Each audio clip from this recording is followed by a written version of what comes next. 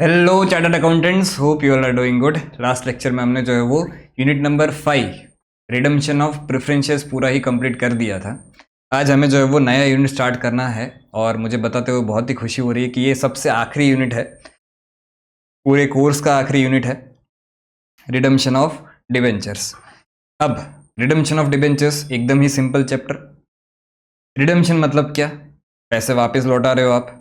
तो debenture holder से जो भी आपने पैसे लिए थे उनको वही पैसे जो है वो आप वापस लौटा रहे हो। अब वापस जो है वो अलग अलग तरह से आप लौटा सकते हो कि भाई आप एक फिक्स्ड नंबर ऑफ ईयर्स के बाद जो है वो आप लौटाओ वापस, ठीक है। एक तो वो हो सकता है। दूसरा क्या हो सकता है सर? दूसरा हो सकता है कि भाई आप जो है वो any time after certain number of years, मतलब 5 साल तक तो नहीं लौटाओगे, उसके बाद कभी भी अगर आपकी इच्छा हुई तो फिर कभी भी आप लौटा सकते हो on giving a specified notice and by annual drawing. तो ठीक है, ये कुछ खास इंपॉर्टेंट नहीं है, इसको जाने दो। मेन बात आती है कि इस चैप्टर में आपको एक टॉपिक पढ़ना होता है डिबेंचर रिडम्पशन रिजर्व और दूसरा पढ़ना होता है investment of debenture redemption reserve amount, ठीक है। तो सर हमने उधर भी एक ऐसा कुछ पढ़ा था, याद है आपको? इधर रिडम्पशन ऑफ प्रेफरेंस शेयर्स में भी हमने ऐसी कुछ एक चीज पढ़ी थी और उधर हम जो वर्ड बोलते थे वो क्या बोलते थे? उधर हम बोलते थे कैपिटल रिडम्पशन रिजर्व। बट एक सच बात बताओ सर, बता दीजिए एकदम सच। सच बात यह है कि भाई कैपिटल रिडम्पशन रिजर्व पूरी एक अलग ही कंसेप्ट है और ये डिवेंचर रिडम्पशन रिजर्व भी पूरा एक अलग ही कंसेप्ट है। उधर जो कैपिटल रिडम्पशन रिजर्व का पर्पस था वो पूरा अलग पर्पस था। वहां पे हमारा पर्पस ये था कि भाई हमें जो है वो आउटसाइडर्स के लिए सपोर्ट क्रिएट करना था। इसलिए हम क्या कर रहे थे कि भाई बिजनेस से अमाउंट उतना ब्लॉक कर रहे थे। वो उधर सपोर्ट क्रिएट करने के लिए अपने जो है वो सीआरआर क्रिएट कर रहे थे। और यहाँ पे तो अच्छा, उधर तो कब बात आती है सीआरआर क्रिएट करने की? जब आप रिडम्पशन कर रहे हो प्रेफरेंसेस का, तब सीआरआर क्रिएट करने की बात आती है। यहाँ पे क्या है? यहाँ पे आपको रिडम्पशन करने से पहले ही जो है वो डिबेंचर रिडम्पशन रिजर्व क्रिएट करना पड़ेगा। सर पहले ये तो बताओ डिबेंचर रिडम्पशन रिजर्व होता क्या है? सुनो बेटा, डिबेंचर रिडम्पशन रिजर्व मतलब क्या कि भाई कंपनीज एक्ट ने कुछ कंपनीज को, सारी कंपनीज नहीं, कुछ कंपनीज के लिए ये मैंडेटरी कर दिया कि अगर आप डिबेंचर्स इशू कर रहे हो तो उस टाइम पे आपको जो है वो डीआरआर भी क्रिएट करना पड़ेगा। अब मैं डिबेंचर रिडम्पशन रिजर्व को डीआरआर बोलूंगा तो वो समझ जाना, ठीक है। ये क्या है? डीआरआर है। तो कुछ कंपनीज के लिए जो है वो कंपनीज एक्ट ने मैंडेटरी किया कि भाई आपको डिबेंचर्स अगर इशू करने, ठीक है आपने कर दिए, बट अब उसके साथ साथ आपको जो है वो डीआरआर भी क्रिएट करना पड़ेगा। अब क्यों डीआरआर क्रिएट करना पड़ेगा? तो एक सिंपल लॉजिक ये समझ लो कि भाई कंपनीज एक्ट ने ये रिक्वायरमेंट इसलिए लेके आए वो लोग कि कल को जाके अगर डिबेंचर्स रिडीम करने के आए और तब अगर आपके पास फंड्स नहीं हुए तो लोचा हो जाएगा ना। तो इसलिए जो है वो कंपनीज एक्ट ने क्या बोला कि भाई पहले से ही थोड़ा बहुत पैसा जो है वो साइड में रख दो। किसके लिए? डिबेंचर्स के रिडम्पशन के लिए। आपको पता ही है ना कि भाई आपको इतने साल बाद जो है वो डिबेंचर्स को रिडीम करना है ना। तो फिर अभी से ही थोड़ा बहुत पैसा जो है वो क्या कर दो, साइड में रख दो। तो उस केस में कंपनीज एक्ट ने क्या बोला कि भाई आपके जो भी फ्री रिजर्व्स थे, फ्री रिजर्व्स, उसमें से पैसा जो है वो आपको ट्रांसफर कर देना है। कहाँ पे? डिवेंचर रिडम्पशन रिजर्व में। सर इसमें हुआ क्या? इसमें ये हुआ ये कि जब तक पैसा जो है वो फ्री रिजर्व्स में पड़ा था तब तक वो पैसा अवेलेबल है फॉर डिस्ट्रीब्यूशन ऑफ डिविडेंड। मतलब चांसेस ये पूरे पूरे है कि वो पैसा जो है वो बिजनेस के बाहर जा सकता है डिविडेंड के रूप में। लेकिन जैसे ही आपने वो अमाउंट जो है वो फ्री रिजर्व से ट्रांसफर कर दिया कहाँ पे? डिवेंचर रिडम्पशन रिजर्व में, वैसे ही वो पैसे को आपने ताला लगा दिया कि अब तो बिजनेस के बाहर नहीं जा पाएगा। चाह के भी जब तक वो पैसा डिबेंचर रिडम्पशन रिजर्व में पड़ा है तब तक तो वो जो है वो बिजनेस के बाहर नहीं जा सकता। इतना समझे? ठीक है। तो यहां पे एक बार पढ़ते हैं, company issuing debentures may be required to create a debenture redemption reserve. May भी बोला है, कंपलसरी नहीं है, किसी किसी को ही जो है वो क्रिएट करना पड़ता है। और किसको क्रिएट करना पड़ता है उस पर आएंगे अपने। अभी के लिए पहले मतलब समझ लो कि डिबेंचर रिडम्पशन रिजर्व होता क्या है और कितना क्रिएट करना होता है। तो amount credited to such account can not be utilised by company for any other purpose except for redemption of debentures. तो जैसे ही आपने, अच्छा ये कहां से क्रिएट कर सकते हैं? Required to create debenture redemption reserve out of क्या है, profits available for distribution of dividend. Profits available for distribution of dividend मतलब क्या होता था बेटा, profits available for distribution of dividend मतलब ही जो है वो आपका फ्री रिजर्व्स होता था। तो इन शॉर्ट फ्री रिजर्व्स में से आपको जो है वो डीआरआर क्रिएट करना होता है, और जैसे ही आपने ये अमाउंट डीआरआर में ट्रांसफर कर दिया, फिर वो और कोई भी पर्पस के लिए काम नहीं आएगा, उसका सिर्फ और सिर्फ एक ही पर्पस होगा, क्या, कि उससे आप जो है वो डिबेंचर्स को रिडीम कर सकोगे। तो ये क्यों किया जाता है, तो वो भी लिखा हुआ है यहाँ पे देखो, such an arrangement would ensure that company will have sufficient liquid funds for redemption of debentures eight the time they fall due for payment. जब ड्यू डेट आएगी डिबेंचर्स रिडीम करने की, तब कंपनी के पास जो है वो सफिशिएंट फंड्स होंगे। ठीक है, ओके। अब DRR shall be 10% of the value of outstanding debentures. तो सर सिर्फ 10% क्यों क्रिएट करना है? तो सीधी बात है, लॉजिक ये है कि भाई लेट से आपने डिबेंचर्स इशू किए और 1 लाख रुपए आपको जो है वो डिबेंचर्स इशू करके मिले, बराबर। अब 1 लाख रुपए आपको क्यों मिले, आपको बिजनेस में कहीं पे पैसे लगाने थे इसलिए आपको 1 लाख रुपए मिले ना। अब अगर मैं पूरा 1 लाख जो है वो ब्लॉक कर दूंगा, 100% अगर मैं डीआरआर क्रिएट कर दूंगा कि भाई 1 लाख रुपए मेरे बिजनेस से बाहर कहीं पे भी जाने नहीं चाहिए, अरे तो फिर ये 1 लाख लिए ही क्यों? अगर आपको पूरे अमाउंट ब्लॉक ही कर देना है तो फिर 1 लाख लिया ही क्यों? कोई जरूरत नहीं थी लेने की। तो इसलिए ही जो है वो हमें कोई पूरा 100% का डीआरआर क्रिएट करने की जरूरत नहीं है। कुछ पोर्शन, छोटा मोटा पोर्शन जो है वो आपको क्रिएट करना पड़ता है डीआरआर का, ताकि जब रिडेम्पशन का टाइम आए तब हमें फंड्स की कमी ना पड़े, समझे। तो इसलिए जो है वो डीआरआर शुड बी 10%। ये रेट आपको याद रखना पड़ेगा, कोई बताने नहीं आएगा एग्जाम में। DRR shall be 10% of the value of outstanding debentures. जितने भी आपके साल के दौरान आउटस्टैंडिंग डिबेंचर्स थे उसका 10% आपको जो है वो क्या करना है, डीआरआर क्रिएट करना है। कितना समझ के? ठीक है सर। अब after redemption of debentures balance of DRR is transferred to general reserve.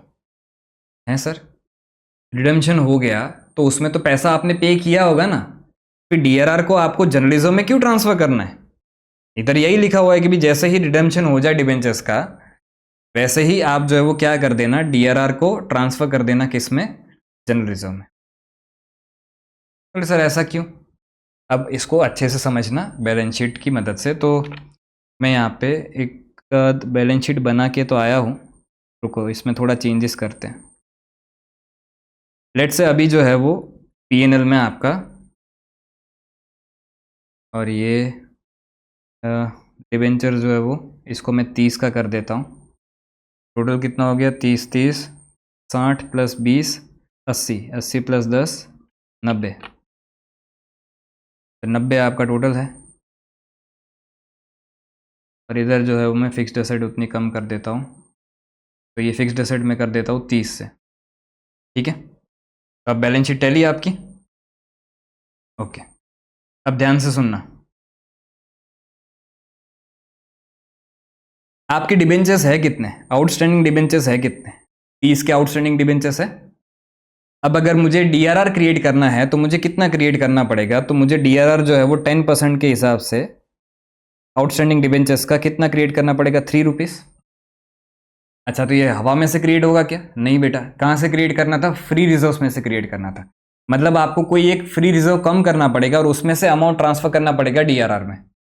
तो मैं पीएनएल से जो है वो अमाउंट ट्रांसफर कर रहा हूँ, तो पीएनएल जो है वो 7 हो जाएगा, और वही अमाउंट आपका यहाँ पे दिख गया कितना, 3 रुपये। तो अल्टीमेटली तो रिजर्व्स का बैलेंस तो कितना रहा, रिजर्व्स का बैलेंस तो 30 रुपये ही रहा, उसमें कोई चेंज नहीं आया टोटल।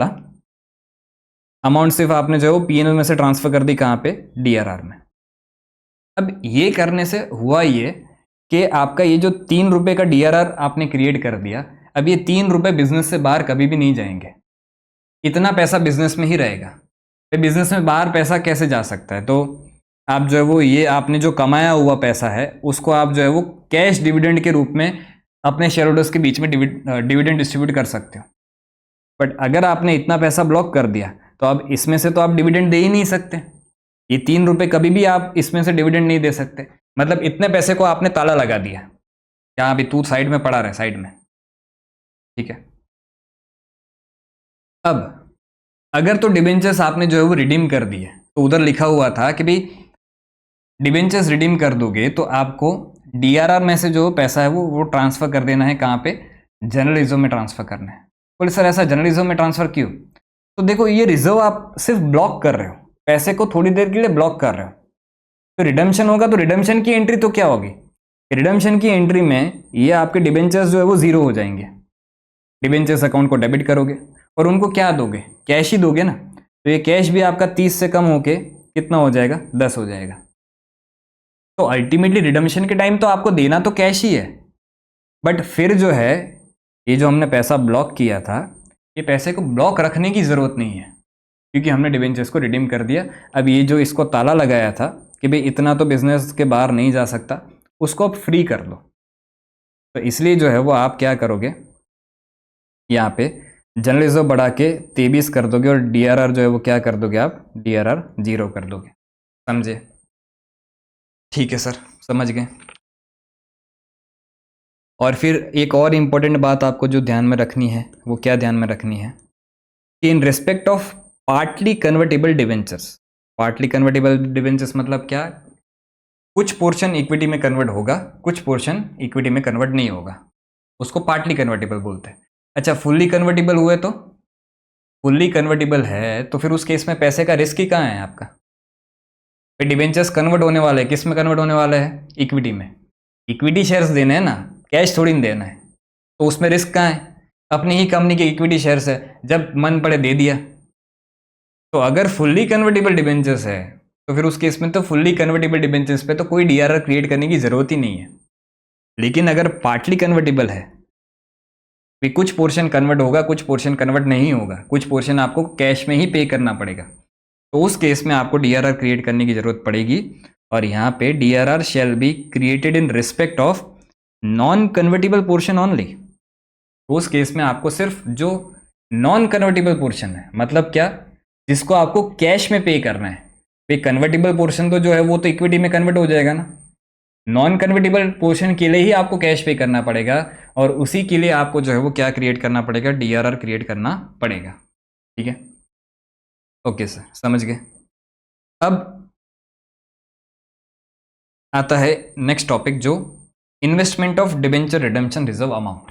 अब ये समझना ध्यान से क्या है investment of debenture redemption reserve amount. अब ये होता क्या है, सिंपल एक चीज समझना कि ऊपर हमने समझा कि भी आपको डीआरआर क्रिएट करना पड़ता है, ठीक है सर। तो डीआरआर का पैसा जो है वो पड़ा पड़ा ब्लॉक हो जाता है।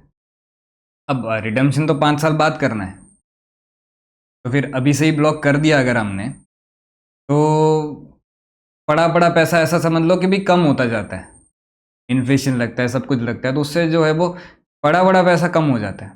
तो इसलिए जो है वो आपको एक दूसरा ऑप्शन भी ये दिया जाता है कि अगर आप चाहो तो रिडम्पशन के लिए, ये जो सारी तामझाम अपने करे वो रिडम्पशन के लिए ही कर रहे हैं, कि रिडम्पशन से पहले ही आप जो है वो कुछ पैसा बचा के डिबेंचर रिडम्पशन रिजर्व इन्वेस्टमेंट में, इन्वेस्टमेंट मान के ये इन्वेस्ट कर दो कहीं पे। मतलब सर, मतलब ये कि आप थोड़ा बहुत पैसा जो आपने साइड में रखा था, वो थोड़ा बहुत पैसा जो है वो आप डिबेंचर रिडम्पशन रिजर्व इन्वेस्टमेंट में डाल सकते हो। सर क्या होता है डिबेंचर रिडम्पशन रिजर्व इन्वेस्टमेंट? तो इसका सिंपल मतलब ये है कि भी आपको कोई सेफ सिक्योरिटीज में जो है वो इन्वेस्ट कर देना है, ताकि आप उससे जो है वो नॉर्मल इंटरेस्ट कमा के एटलीस्ट इन्फ्लेशन तो ब्रीड कर दो। या ऐसा समझ लो कि भी आपने कहीं सेफ जगह पे इन्वेस्ट कर दिया, तो जो पर्टिकुलर टाइम पे सिर्फ अगर पैसा पड़ा रहा तो वो कुछ काम का नहीं है ना भाई। कैश आपके घर पे पड़ा है तो वो कुछ काम का नहीं, वो पड़ा पड़ा कम हो रहा है। उसको अगर आपने कहीं पे इन्वेस्ट कर दिया तो थोड़ा बहुत इंटरेस्ट मिलेगा, थोड़ा बहुत इनकम होगी, तो उतना रिकवरी ऑफ कॉस्ट हो जाएगा। क्योंकि सीधी बात है कि भी आपने उधर से जो है डिवेंचर का लोन लिया है, उधर आपको इंटरेस्ट पे करना पड़ रहा है, इधर आप जो है पैसा ब्लॉक करने का बोल रहे हो, तो इधर पैसा ब्लॉक कर दोगे तो फिर वो जो पैसा हम कहीं पे यूज नहीं कर पा रहे हैं उस पर तो इंटरेस्ट कॉस्ट और बढ़ रहा है ना, हमारा अपॉर्चुनिटी कॉस्ट जा रहा है। तो इसलिए जो है वो हमें डिबेंचर रिडेम्पशन रिजर्व इन्वेस्टमेंट करने का भी ऑप्शन दिया है। एक तो ये हो सकता है, और दूसरा क्या कि अगर आपको डीआरआर रेट से क्रिएट नहीं भी करना है, फिर भी आप जो है वो थोड़ा बहुत पैसा डिबेंचर रिडेम्पशन रिजर्व इन्वेस्टमेंट में डाल के बचा के रखो, ताकि रिडेम्पशन के टाइम जो है वो पैसा आप यूज़ कर सको। तो सर तो क्या करते हैं, एक काम करते हैं ना सर, अदानी के शेयर्स खरीद लेते हैं, वो बहुत अप डाउन होते हैं, तो फिर जैसे ही ऊपर जाएंगे ना अपने उसको बेच लेंगे और बहुत सारा पैसा कमा के फिर जो है वो रिडेम्पशन कर देंगे। नहीं बेटा, ऐसे रिस्की इन्वेस्टमेंट्स अलाउड नहीं है सर। मतलब क्या कि भी ये जो आपको डीआरआर इन्वेस्टमेंट करना है वो कहीं पे भी मन पड़े आप कोई भी शेयर्स खरीद लोगे, ये कर लोगे, ऐसा कहीं पे भी इन्वेस्टमेंट नहीं कर सकते। आपको एकदम सेफ एंड सिक्योर्ड जगह पे ही जो है वो क्या करना पड़ेगा, इन्वेस्टमेंट करना पड़ेगा, जहां पे आपके प्रिंसिपल पोर्शन जो है वो जाने का डर ना। पता चले इधर अदानी के शेयर्स खरीद के बैठे, वो अदानी ने हिंडनबर्ग का रिपोर्ट जो है वो डाल दिया और वो अदानी का शेयर जो 40-50% डाउन हो गया, इन्फ्लेशन बीट करने चले थे, हम ही बीट हो गए। हाँ, तो ऐसा कहीं पे भी इन्वेस्टमेंट नहीं कर सकते। तो कहाँ पे इन्वेस्टमेंट कर सकते sir? Deposits with scheduled bank, unscheduled bank भी नहीं, deposits with scheduled bank, free from any charge और लियन। फ्री फ्रॉम एनी चार्ज और लियन मतलब क्या? उस पर्टिकुलर चीज को, उस इन्वेस्टमेंट को आप गिरवी नहीं रख सकते कहीं पे कि भाई मैं ये इन्वेस्टमेंट को गिरवी रखता हूँ, उसके ऊपर मेरे को लोन दे दे अलग से। ना ना ना ना ना, वो फ्री फ्रॉम चार्ज और लियन होना चाहिए। और इन स्पेसिफाइड अनएनकम्पर्ड सिक्योरिटीज, मतलब वही कि भाई कोई भी स्पेसिफाइड सिक्योरिटीज। अब ये स्पेसिफाइड सिक्योरिटीज का नाम आपको याद रखने की जरूरत नहीं है। अनएनकम्पर्ड मतलब क्या कि भाई फ्री फ्रॉम चार्जेस और लियन, उसी को ये अनएनकम्पर्ड बोलते हैं। ठीक है, तो इन शॉर्ट इतना समझ लो कि भाई आपको सेफ सिक्योरिटीज में जो है वो डिबेंचर रिडेम्पशन रिजर्व इन्वेस्टमेंट करना है। ठीक है, तो यहाँ पे लिखा क्या हुआ है, अब ध्यान से पढ़ना। कंपनी शैल ऑन और before 30th April in each year deposit या invest minimum 15% of the face value of debentures maturing during the year ending on 31st day of March of next year in approved securities। क्या बोल दिया, इतना भारी language use कर लिया, मैं कुछ समझ में नहीं आया। सुनना बेटा सुनना। तो यहाँ पे लेट से आपका साल स्टार्ट हो रहा है 1/4/2020 और ख़त्म कब होगा? 31 मार्च 2021। ठीक है, तो कंपनीज एक्ट ने रिक्वायरमेंट ये लगाई कि भाई आपको ये जो 31 मार्च 2021 को रिटर्न करना है। ठीक है, तो इधर जितना डिवेंचर्स आपके मैच्योर हो रहे हैं उसका 15% आपको यहाँ पे लेट से 30 अप्रैल 2020, तो यहाँ पे आपके जो डिबेंचर्स मैच्योर हो रहा है 31/3/2021 को, ये साल तो एक ही है, यहाँ पे 31/3/2021 को आपके जो डिबेंचर्स मैच्योर हो रहे हैं वो मैच्योरिंग डिबेंचर्स का आपको यहाँ पे 30 अप्रैल से पहले डिबेंचर रिडेम्पशन रिजर्व इन्वेस्टमेंट कर देना पड़ेगा। समझे? तो आप वापिस पढ़ो, देखो। कंपनी शैल ऑन और before 30th April in each year deposit या invest minimum 15% of face value of debentures maturing during the year ending on 31st day of March of next year। Sir ये next year लिखा है ना? अरे बेटा ऐसे next year नहीं, मतलब 2020 खत्म हो गया ना, उसके बाद ये नेक्स्ट ईयर 2021 चालू हुआ, तो ये 2021 के 31 मार्च को जो आपके डिबेंचर्स मैच्योर हो रहे हैं उसका आपको जो है वो यहाँ पे 30 अप्रैल के पहले क्या करना पड़ेगा, debenture redemption reserve investment create करना पड़ेगा, और वही जो डिबेंचर्स मैच्योर हो रहा है। समझे? ठीक है, लेकिन अगर आपको एक मज़े की बात बताऊँ तो यहाँ पे एज पर ICAI for simplicity while solving sum DRR appropriation and investment should be done on the first day of that year for which ledger accounts are to be made. मतलब ये है कि भी सिंपल आपको इतना ध्यान रखना है कि भी जो भी साल का आपने अकाउंट्स बना रहे हैं, जब अपने प्रैक्टिकल सम करेंगे तो जो भी साल का हम अकाउंट्स बना रहे हैं उस साल के पहले ही दिन स्टार्टिंग में ही आपको जो है वो पूरा काम कर देना है, किसका? DRR का एंड DRR इन्वेस्टमेंट का। पहले ही दिन दोनों की जो लिमिट है वो चेक करके उसका क्रिएशन कर देना है। समझे? तो ये 30 तारीख और ये सब कुछ याद रखने की जरूरत नहीं है। जो भी साल का बना रहे हैं, अगर DRR कम बना है, अगर DRR इन्वेस्टमेंट भी कम बना है तो फिर जो है वो आपको जितना भी कम पड़ रहा है उतना आपको क्रिएट कर देना है, और कौन से दिन, पहले ही दिन क्रिएट कर देना है, ऐसा आईसीए ने बोल दिया है। ठीक है, ओके सर। अब जो मेन बात आती है आपकी कि कौन सी कंपनीज ऐसी है जिसको डीआरआर क्रिएट करना है और जिसको डीआरआर इन्वेस्टमेंट भी करना है। तो सारी कंपनीज को नहीं करना है, तो समझना। सबसे पहले all India financial institutions and banking companies regulated by RBI, इनको ना ही डीआरआर क्रिएट करना है ना ही डीआरआर इन्वेस्टमेंट क्रिएट करना है। क्यों सर? क्योंकि है ना, इसके ऊपर आरबीआई के अलग से ही बहुत सारे नॉर्म्स है। ऑलरेडी जो है वो आरबीआई ने इतने सारे रूल्स एंड रेगुलेशंस इन पे लगा के रखे हैं कि वो उनमें से ऊंचे नहीं आते। तो ये रिक्वायरमेंट्स क्या ही पूरे करें, तो ये सेफ है। आरबीआई ने बहुत सारे अलग रूल्स लगा के रखे हैं, तो इनको फिर और एक ये जो है वो DRR and DRR investment create करने की जरूरत नहीं है। फिर क्या है, other financial institutions with in the meaning of section 272, मतलब ये समझ लो ना, ये है आपके पब्लिक फाइनेंशियल इंस्टीट्यूशंस। ये पब्लिक फाइनेंशियल इंस्टीट्यूशंस क्या होता है सर? जिसमें गवर्नमेंट का ज़्यादा स्टेक है, 51% स्टेक है, ऐसी फाइनेंशियल इंस्टीट्यूशंस, इनको भी जो है वो डीआरआर या डीआरआर इन्वेस्टमेंट क्रिएट करने की ज़रूरत नहीं है।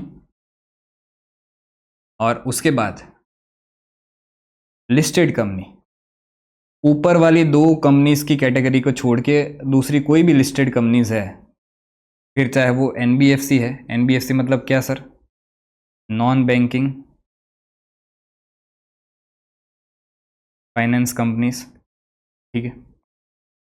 एचएफसीज है, हाउसिंग फाइनेंस कंपनी, या अदर लिस्टेड कंपनी है। तो ये सारी लिस्टेड कंपनीज की बात की गई। तो ये जो लिस्टेड कंपनीज है उसमें किसी को भी डीआरआर तो क्रिएट करने की जरूरत नहीं है, बट सारी ही लिस्टेड कंपनी, इन दोनों को छोड़ के, इन दोनों को सर, एआईएफआई एंड बैंकिंग कंपनीज, इनको छोड़ के, एंड सेक्शन 272 वाली कंपनीज को छोड़ के जितनी भी अदर लिस्टेड कंपनीज है उनको डीआरआर इन्वेस्टमेंट क्रिएट करना पड़ेगा।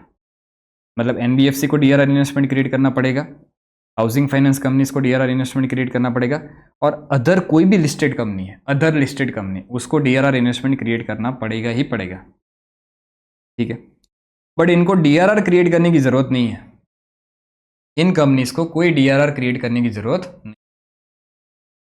अब बात करते हैं अनलिस्टेड कंपनी की। तो एक बात बताओ, सच में ये डीआरआर तो जो है ना, सिर्फ एक को ही क्रिएट करना है, किसको? अदर अनलिस्टेड कंपनीज को, बस, और किसी को क्रिएट करने की जरूरत नहीं। तो यहाँ पे अनलिस्टेड कंपनीज के बारे में समझ लेते हैं। अगर आप अनलिस्टेड एनबीएफसी हो तो ना ही आपको डीआरआर, ना ही आपको डीआरआर इन्वेस्टमेंट। अच्छा, लेकिन अगर आप लिस्टेड एनबीएफसी हो तो फिर आपको डीआरआर इन्वेस्टमेंट क्रिएट करना पड़ेगा।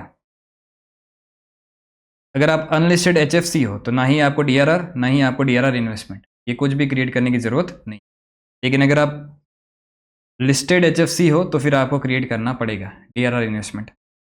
बट अगर आप अदर अनलिस्टेड कंपनी हो, इस पे जो है ना वो रेगुलेशंस बहुत कम होते हैं, इसलिए ही जो है वो कंपनीज एक्ट ने इस पे थोड़ा ज़्यादा रेगुलेशंस डाल दिए। और अदर अनलिस्टेड कंपनीज जो है वो छोटी छोटी कंपनीज जनरली होती हैं। तो इधर इन्होंने रिक्वायरमेंट डाल दी क्या, कि भी आपको डीआरआर भी क्रिएट करना है और डीआरआर इन्वेस्टमेंट भी जो है वो क्रिएट करना पड़ेगा। समझे? तो ऑल इन ऑल बात सिर्फ इतनी याद रखनी है आपको, अदर अनलिस्टेड कंपनी है, दोनों ही चीज़ें करनी पड़ेगी, डीआरआर भी करना पड़ेगा, डीआरआर इन्वेस्टमेंट भी करना पड़ेगा।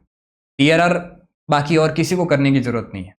ठीक है, अब आते हैं लिस्टेड कंपनी पे। तो लिस्टेड कंपनी में अगर एनबीएफसी हो, एचएफसी हो, अदर लिस्टेड कंपनी हो, अगर लिस्टेड कंपनी हो तो उस केस में आपको सिर्फ डीआरआर इन्वेस्टमेंट क्रिएट करने की ज़रूरत है। इतनी रिक्वायरमेंट जो है वो कंपनीज एक्ट की है। ठीक है, याद रहेगा? ठीक है सर, आगे बढ़ते हैं। अब आ जाते हैं मेथड्स ऑफ रिडम्पशन पे। तो किस किस तरह से आप जो है वो डिबेंचर्स को रिडीम कर सकते हो? तो by payment in lump sum. Lump sum मतलब क्या? एक साथ एक अमाउंट जो है वो पे कर दिया। बाय पेमेंट इन इंस्टॉलमेंट, हर साल जो है वो थोड़ा थोड़ा करके जो इंस्टॉलमेंट पे कर रहे हो। परचेज इन ओपन मार्केट, ये आपके सिलेबस में नहीं है, ये परचेज ऑफ ओन डिबेंचर्स वाला है, बट ये आपके सिलेबस में नहीं है। बाय कन्वर्जन इनटू शेयर्स, आप डिबेंचर्स को जो है वो शेयर्स में कन्वर्ट करके भी क्या कर सकते हो, रिडीम कर सकते हो। ठीक है, ओके। अब जो है वो मेन बात आती है अकाउंटिंग एंट्रीज की। तो अकाउंटिंग एंट्रीज एक बार समझ लेते हैं और फिर जो है वो अपने इसके सम्स पे आ जाएंगे। सबसे पहले अकाउंटिंग एंट्री होती है कि भाई आपको डीआरआर क्रिएट करना है तो कहाँ से क्रिएट करोगे। तो सीधी बात है, डीआरआर एक रिजर्व है, रिजर्व अगर बढ़ता है तो उसको हम क्रेडिट करते हैं। तो डीआरआर तो क्रेडिट होगा, बट हमने क्या समझा था, उसको आपको फ्री रिजर्व्स में से क्रिएट करना होता है। और जनरली पहले आप डीआरआर जो क्रिएट करते हो पीएनएल अकाउंट से करते हो। ठीक है, परचेज ऑफ डीआरआर इन्वेस्टमेंट। अब इन्वेस्टमेंट परचेस कर रहे हो तो सीधी बात है, जैसे नॉर्मल इन्वेस्टमेंट परचेस करने की एंट्री करते हो वैसे ही यहाँ पे एंट्री होगी। तो इन्वेस्टमेंट अकाउंट को आप डेबिट करोगे, बस उसको नाम आगे सिर्फ डीआरआर इन्वेस्टमेंट लिख देना। टू क्या कर दोगे, बैंक अकाउंट पे इन्वेस्टमेंट खरीदने के लिए तो पैसा ही देना पड़ेगा। ठीक है अब वो डीआरआर इन्वेस्टमेंट पे आपको क्या मिलेगा, ये आपने इन्वेस्टमेंट क्यों किया है, ताकि आप जो है वो कुछ इंटरेस्ट कमा पाओ। तो वो इंटरेस्ट का पैसा जब मिलेगा तो बैंक अकाउंट आप डेबिट करोगे, पैसा मिलेगा। और इंटरेस्ट की नॉर्मल एंट्री जो होती है भाई, bank account debit to interest account, यहाँ पे इंटरेस्ट ऑन डीआरआर इन्वेस्टमेंट लिख दोगे, वही सिंपल एंट्री। ठीक है, transfer of DRR investment, interest on DRR investment. भाई ईयर एंड पे ये जो नॉमिनल अकाउंट होता है वो कहाँ पे क्लोज हो जाता है, ईयर एंड पे ये क्लोज हो जाता है आपका पीएनएल अकाउंट में। तो इंटरेस्ट को आप जो है वो डेबिट करोगे और पीएनएल अकाउंट को क्रेडिट कर दोगे। ठीक है सर, ये तो सिंपल थी एंट्रीज सारी।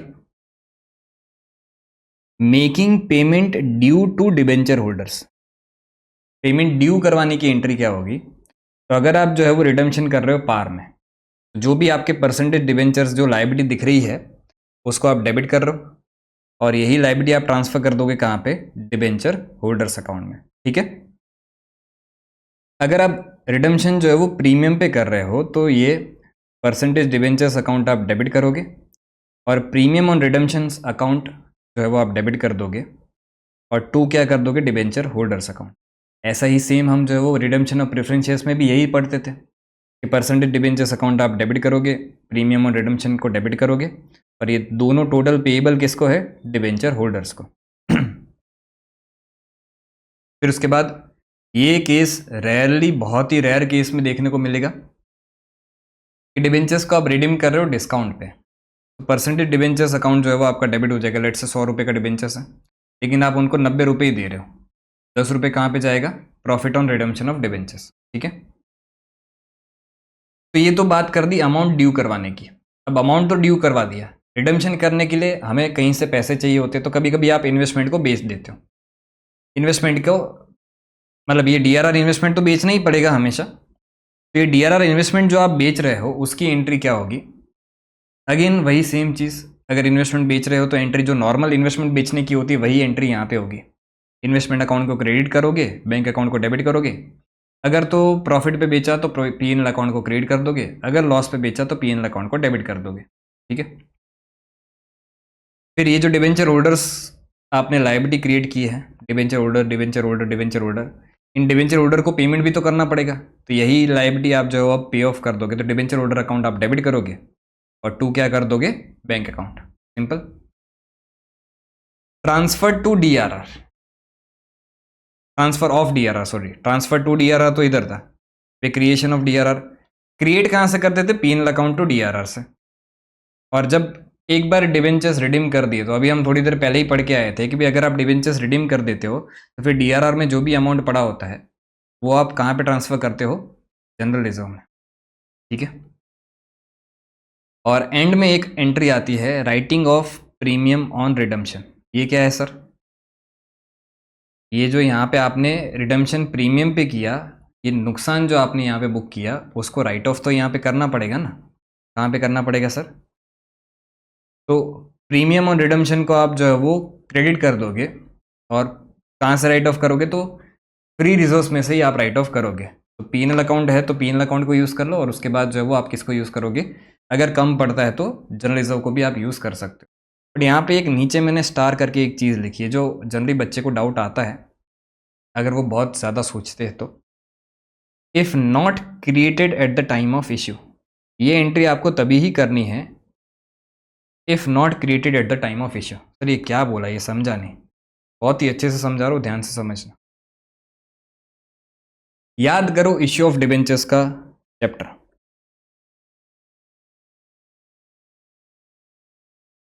इश्यू ऑफ डिबेंचर्स में हम ये समझते थे कि अगर डिबेंचर्स जो रिडीमेबल है वो रिडीमेबल एट प्रीमियम है तो उस केस में आपको उसका नुकसान पहले से ही क्रिएट कर देना होता था।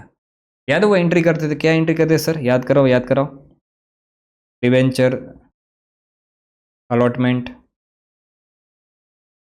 अकाउंट डेबिट 2% डिबेंचर्स अकाउंट अपने ये करते थे। और साथ साथ में अगर हमें पता है कि भी हमें रिडम्पशन जो है वो प्रीमियम पे ही करना है तो उस केस में हम लॉस अभी से ही रिकॉर्ड कर देते थे। तो यहाँ पे अपने एक और चीज़ डेबिट करते थे, loss on issue of debentures account, ये करते थे। क्या इसको इधर नोट्स में लिखेंगे तो ज़्यादा अच्छा रहेगा नहीं? एक्सप्लेनेशन।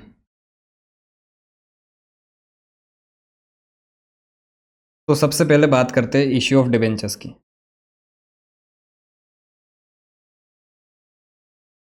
अगर रिडम्पशन जो है एट प्रीमियम है और ये ऑलरेडी डिसाइडेड है,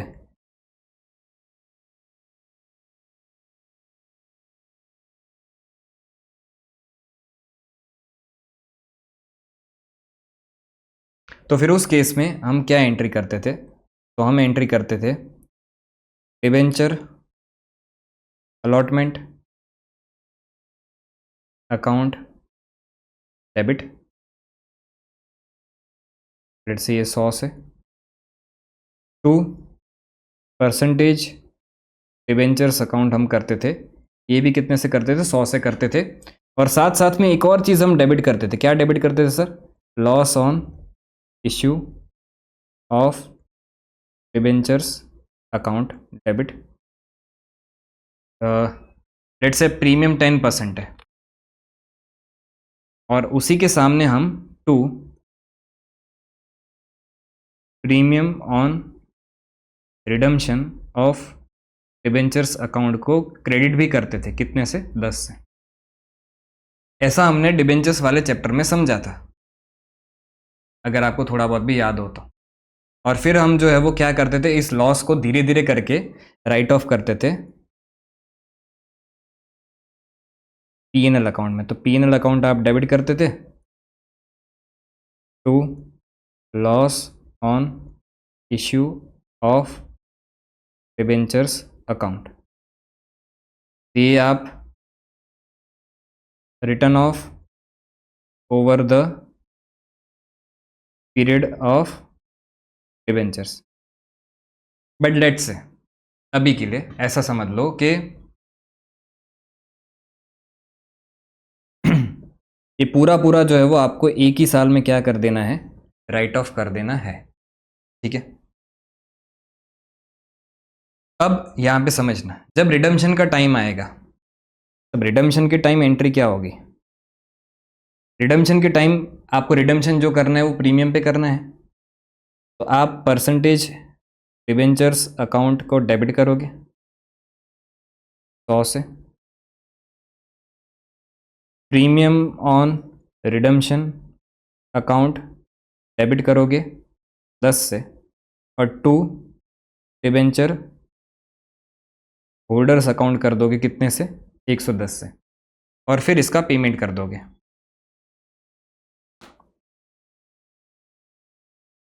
डिबेंचर होल्डर अकाउंट डेबिट, सब क्लियर कर दूंगा, सिर्फ थोड़ी देर वेट करना। Debenture holder account debit 110 to bank account, और यहाँ पे हमें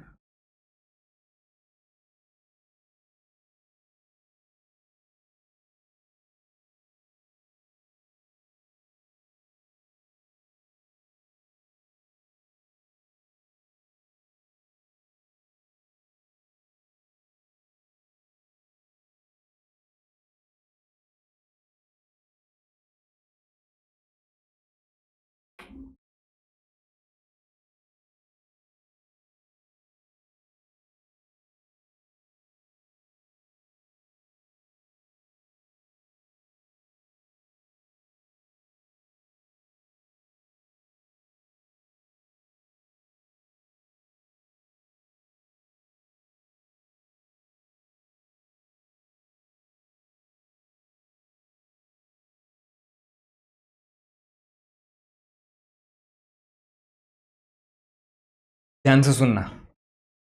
क्या सर? कि रिडम्पशन जो है वो प्रीमियम पे होने वाला है अगर ये डिसाइड हो चुका था इशू के टाइम ही। अगर ये डिसाइड हो चुका था इशू के टाइम ही, तो फिर उस केस में हम जो है वो उस टाइम एंट्री क्या करते थे? उस टाइम हम एंट्री ये करते थे कि भाई पहले से ही पता है कि जो रिडम्पशन हो रहा है वो लॉस पे होने वाला है, तो वो लॉस को हम पहले से ही बुक करते थे और loss on issue of debentures account को हम डेबिट करते थे और प्रीमियम रिडम्पशन को क्या करते थे? क्रेडिट करते थे। अब ये नुकसान आपने बुक किया और ये एक आपने लाइबिलिटी क्रिएट की थी। लाइबिलिटी क्यों क्रिएट की थी? क्योंकि ये 10 रुपये अभी ही थोड़ी पे कर रहे हैं, इश्यू के टाइम थोड़ी पे कर रहे हैं, वो तो कब पे करने वाले हैं? जब रिडम्पशन होगा तब पे करने वाले हैं। तो तब हम ये एंट्री कर देते थे और फिर ये जो लॉस होता था उसको हमने सीखा था कि भाई आप इसको जो है वो over the period of debentures जो भी है उसमें आप ये लॉस को धीरे धीरे करके पीएनएल अकाउंट में राइट ऑफ कर देते थे। तो इन शॉर्ट ये जो प्रीमियम का लॉस है वो ऑलरेडी आगे वाले सालों में पीएनएल अकाउंट में जा चुका है। गया ना? देखो ये लॉस जो है वो आपने यहाँ पे डेबिट किया और वही लॉस आपका यहाँ पे पीएनएल अकाउंट में गया। गया ना? इतना तो समझे। तो ऑलरेडी एक बार प्रीमियम का लॉस जो है वो पीएनएल अकाउंट में जा चुका है और जब अब रिडम्पशन का टाइम आएगा तब परसेंटेज डिवेंचर्स को आप 100 से डेबिट करोगे और ये जो लायबिलिटी आपने यहाँ पे 10 की क्रेडिट की थी वही लायबिलिटी आप यहाँ पे क्रेडिट भी कर दोगे, सॉरी डेबिट भी कर दोगे। कौन सी वाली सर? ये वाले।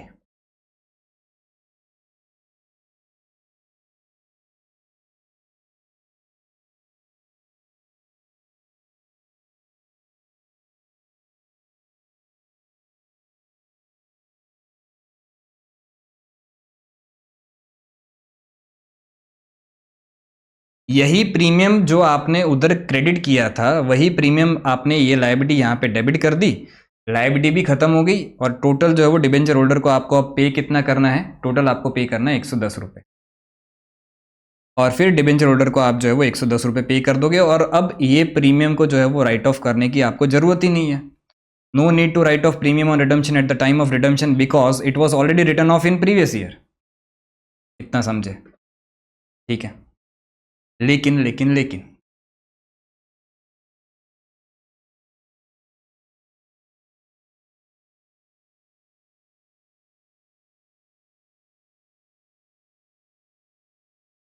रिडम्पशन जो है एट द रेट प्रीमियम होगा, ये कब डिसाइड हुआ?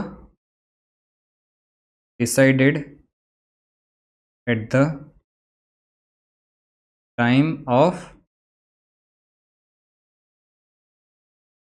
रिडम्पशन।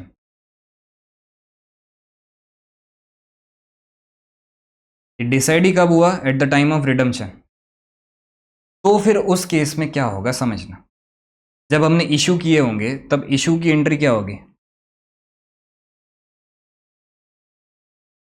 इशू के टाइम आपने एंट्री क्या की है? भाई इशू के टाइम तो आपको पता ही नहीं था ना कि मैं रिडम्पशन जो है वो प्रीमियम पे करने वाला हूँ। तब तो ऐसा ही था जो पैसा है वही पैसा दे देंगे। हाँ तो सर बाद में डिसाइड कर सकते हैं ना कि भाई हमको अब जो रिडम्पशन प्रीमियम पे करना है। तो अगर इशू के टाइम ये चीज़ नक्की नहीं थी तो इशू के टाइम तो आपने एंट्री क्या कर दी होगी? इशू के टाइम आपने एंट्री की होगी डिबेंचर अलॉटमेंट अकाउंट आपने डेबिट किया होगा 100 से टू परसेंटेज डिबेंचर्स अकाउंट 100 से किया होगा। ठीक है। और पीएनएल अकाउंट में कोई एंट्री नहीं की होगी। अब जब रिडम्पशन का टाइम आया, रिडम्पशन के टाइम आपने क्या किया होगा? रिडम्पशन के टाइम आपने पहली एंट्री की होगी percentage debentures account debit 100 premium on redemption of debentures account debit. ये कितना? 10 टू डिबेंचर होल्डर्स अकाउंट 110 और फिर जब इसका पेमेंट कर दोगे आप तो पेमेंट की एंट्री आपने क्या की? डिबेंचर होल्डर अकाउंट आपने डेबिट किया 110, टू क्या कर दिया, बैंक अकाउंट कर दिया कितना 110, ठीक है। और ये जो प्रीमियम है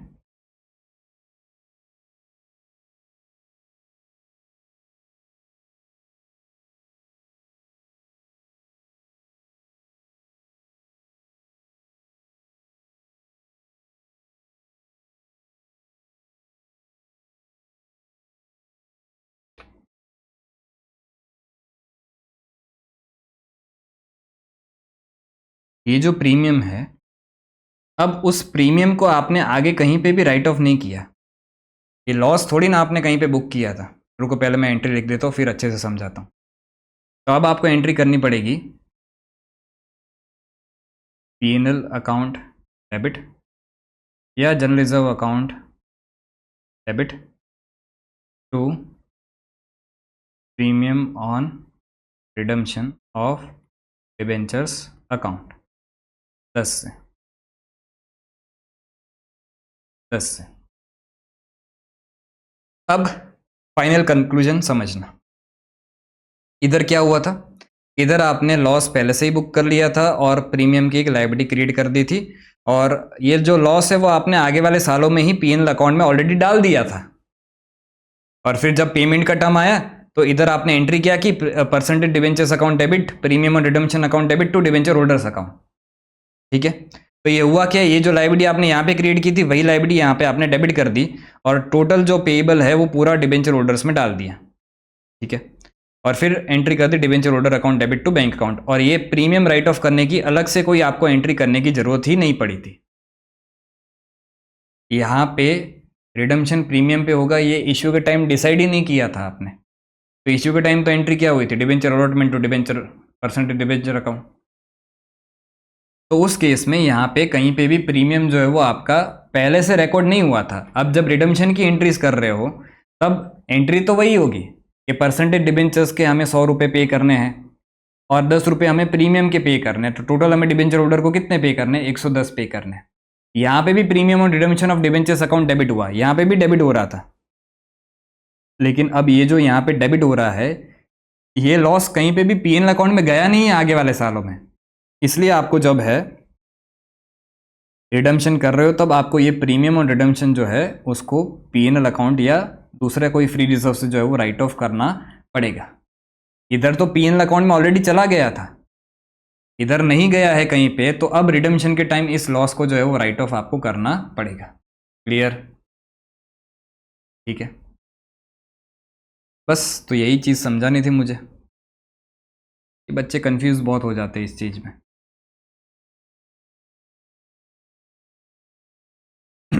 एंट्री रटवा के मेरे को कोई करवा नहीं लेना है, आपको हर एक चीज़ एंट्री की लॉजिक पता होनी चाहिए। तो अब जो यहाँ पे मैंने ये चीज़ लिखी थी ना, क्या लिखी थी sir, if not created at the time of issue, अगर इशू के टाइम ही आपने प्रीमियम जो क्रिएट कर दिया होगा तो फिर आपने उसको ऑलरेडी राइट ऑफ कर दिया होगा पीएनएल अकाउंट में। बट अगर आपने इशू के टाइम प्रीमियम क्रिएट नहीं किया है तब जाके आपको ये प्रीमियम राइट ऑफ करने की एंट्री करनी पड़ेगी। क्लियर, ठीक है सर, ओके। तो अब जो है वो अपने सम्स पे आ सकते हैं। आ जाइए क्वेश्चन नंबर 1 पे। क्वेश्चन नंबर 1 क्या बोल रहा है, the following balances appeared in the books of company, और ये कौन सी कंपनी है, तो अनलिस्टेड कंपनी है, other than AIFI and banking company NBFC and HFC. In short ऐसा बोलना चाह रहे हैं आपको कि ये जो है वो अदर अनलिस्टेड कंपनी है। तो याद करो, अगर अनलिस्टेड कंपनी होती है तो फिर उस केस में हमें जो है वो डीआरआरबी 15 डीआरआरबी जो है वो आपको 10% के हिसाब से क्रिएट करना पड़ेगा, और डीआरआर इन्वेस्टमेंट भी जो है वो आपको 15% के हिसाब से क्रिएट करना पड़ेगा। याद है ना, देखो यहाँ पे इस केस में आपको डीआरआर भी क्रिएट करना पड़ेगा, डीआरआर इन्वेस्टमेंट भी क्रिएट करना पड़ेगा। और डीआरआर इन्वेस्टमेंट का परसेंटेज कितना था, 15%। किसका 15%, तो जो डिबेंचर्स मैच्योर हो रहे हैं आपके उसका 15%। और डीआरआर का परसेंटेज कितना था, 10% था, किसका, आउटस्टैंडिंग डिबेंचर्स का। और सिंप्लिसिटी पर्पस के लिए हम अगर ये कुछ भी शॉर्टफॉल है तो वो पहले ही दिन जो है वो क्या कर देंगे, क्रिएट कर देंगे, ठीक है। वापिस आ जाओ क्वेश्चन पे। तो यहाँ पे एज ऑन 31 दिसंबर 2021 कुछ बैलेंसेस आपको दिख रहा है। सबसे पहला बैलेंस क्या दिख रहा है? 6% मोर्गेज, 10,000 डिवेंचर्स ऑफ ₹100 ईच। ठीक है। डिवेंचर रिडम्पशन रिजर्व में भी जो है वो कुछ बैलेंस है, DRR कितना है? 50,000 है। अच्छा, डिवेंचर्स की वैल्यू कितनी है? 10,000 इंटू 100, 10 लाख। अब 10 लाख का 10 लाख डिवेंचर्स आउटस्टैंडिंग है। आउटस्टैंडिंग डिवेंचर्स का 10% आपको जो है वो DRR क्रिएट करना होता है। 10 लाख का 10% बनता है कितना? 1 लाख। और यहाँ पे DRR का बैलेंस है कितना? 50,000। मतलब क्या कि भी आपको 50,000 का तो तुरंत ही जो है वो पहले ही दिन PNL में से DRR क्रिएट करना पड़ेगा। सर कैसे 50,000? भाई टोटल आपको 10 लाख का 10% करना था, वो कितना बनता है? वो बनता है 1 लाख। भाई 1 लाख आपको रखना है और है कितना? 50,000। और कितना क्रिएट करना पड़ेगा? 50,000। ठीक है sir. Investment in deposit with A scheduled bank free from any charge और लियन ₹1,50,000। अब ये क्या बोलना चाह रहे हैं? ये आपका है DRR इन्वेस्टमेंट। डिपॉजिट में है, फ्री फ्रॉम चार्ज और लियन है, तो ये कौन सा इन्वेस्टमेंट है? ये आपका DRR इन्वेस्टमेंट है। क्या उसका परसेंटेज कितना था? उसका परसेंटेज था 15%। किसका 15%? Debentures maturing during the year. तो यहाँ पे आपके डिबेंचर्स जो है वो रिडीम हो रहे हैं February 28, 2022। तो पूरे पूरे डिबेंचर्स आप रिडीम करने वाले हो, तो डिबेंचर्स मैच्योर कितने हो रहे हैं? पूरे पूरे 15 लाख, 15 लाख क्या, पूरे पूरे 10 लाख के डिबेंचर्स आपके मैच्योर हो रहे हैं। अब 10 लाख के डिबेंचर्स आपके मैच्योर हो रहे हैं, तो उस डिबेंचर का आपको 15% जो है वो DRR इन्वेस्टमेंट क्रिएट करना होता है। तो 10 लाख का 15% कितना बनता है? 1.5 लाख ही बनता है। तो DRR इन्वेस्टमेंट तो ऑलरेडी आपने 1.5 लाख करके ही रखा है। इंटरेस्ट कितना है? 4% per annum. Receivable on 31 December every year. ठीक है। Bank balance with the company is ₹9 lakh. Bank balance company के पास जो है वो 9 लाख रुपए है। Interest on debentures had been paid up to 31 December 2021। Debentures पे जो आपने इंटरेस्ट पे किया है लास्ट, वो 31 दिसंबर 2021 तक ही पे किया है। ठीक है सर। अब ये ध्यान रखो, ऑन February 28, 2022, 28 फरवरी 2022 को the investments were realised at par. Investments को आपने बेच दिया पार पे। And debentures were paid off at 101 together with accrued interest. तो डिबेंचर्स को जो पे करेंगे उनको प्रिंसिपल पोर्शन तो पे करना ही है, बट साथ साथ में और क्या पे करना है बेटा? Accrued interest. Sir accrued interest कितने टाइम का? अभी लास्ट इंटरेस्ट पेमेंट जो आपने किया था वो कब किया था? 31 दिसंबर 2021 को किया था। अभी कब रिडम्पशन कब कर रहे हो? February 28, 2022, 2 महीने बाद। तो डिबेंचर को 101 रुपया तो पर डिबेंचर पे करने ही वाले हो, साथ साथ में 2 महीने का आप उनको इंटरेस्ट भी जो है वो पे करोगे। और एक बात ये भी ध्यान रखना कि ये जो इन्वेस्टमेंट आपने किया था ना 150 का, उसको आप बेच दोगे रिडम्पशन से पहले। सीधी बात है कि भाई किसके लिए आपने ये पैसे बचाए? किसके लिए थे? 1.5 लाख रुपए जो आपने बचा के रखे थे वो रिडम्पशन के लिए ही बचा के रखे थे। अब रिडम्पशन करने से पहले ऑब्वियस है कि भाई ये आप 1.5 लाख को जो है वो क्या कर दोगे? रियलाइज कर लोगे इन्वेस्टमेंट बेच के। और जब ये 1.5 लाख को रियलाइज करोगे तो उस पर भी आपको जो है वो 4% पर एनम है रेट। बट आपको लास्ट इंटरेस्ट जो है वो कब मिला होगा? 31 दिसंबर को ही मिला होगा। ठीक है। तो अगर आपको लास्ट इंटरेस्ट 31 दिसंबर को मिला है और ये फिक्स्ड इंटरेस्ट वाली सिक्योरिटीज़ है आपकी, और February 28 को आप रियलाइज कर रहे हो, तो आपको 2 महीने का इंटरेस्ट मिलेगा भी तो सही ना। तो right up the concerned ledger accounts. सीधा लेजर बनाने को बोला है और इग्नोर करने का बोला है टैक्सेशन। ठीक है। बट पहला सम है तो मैं सीधा लेजर नहीं बना रहा हूँ, आपको थोड़ा एंट्री का फ्लो क्लियर हो जाए, इसलिए जो है वो अपने पहले एंट्रीज करेंगे और फिर जो है वो लेजर पोस्टिंग पे आएंगे। ठीक है।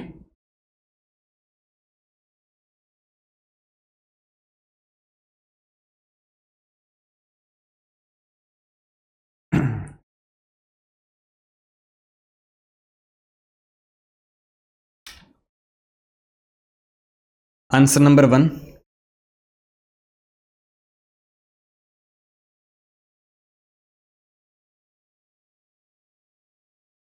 सबसे पहले जर्नल एंट्रीज दे रहे हैं बट पूछी नहीं है क्वेश्चन में, बट एक्सप्लेनेशन पर्पस के लिए यहाँ पे एंट्रीज मैं कर रहा हूँ। Journal entries in the books of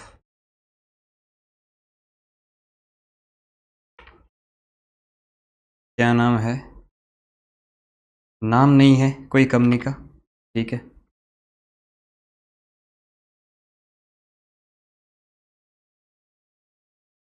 सबसे पहले देखो, जैसे मैंने बोला था कि भाई डीआरआर एंड डीआरआर इन्वेस्टमेंट की जो रिक्वायरमेंट है वो आपको पहले ही दिन चेक कर लेनी है।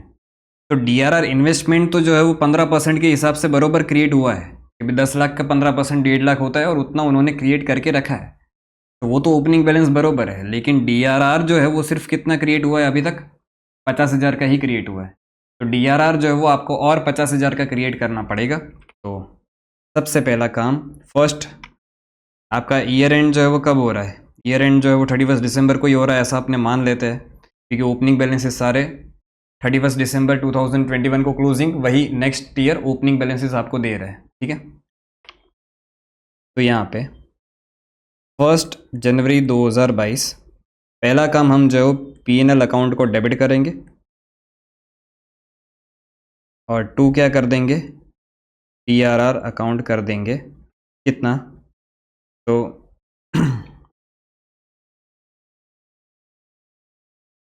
टोटल 10 लाख का आपको 10% क्रिएट करना होता है, इसमें से माइनस कर दो कितना, 50,000। तो अब कितना क्रिएट करना पड़ेगा आपको, तो अब आपको जो है 50,000 क्रिएट करना पड़ेगा। जस्ट ए सेकेंड,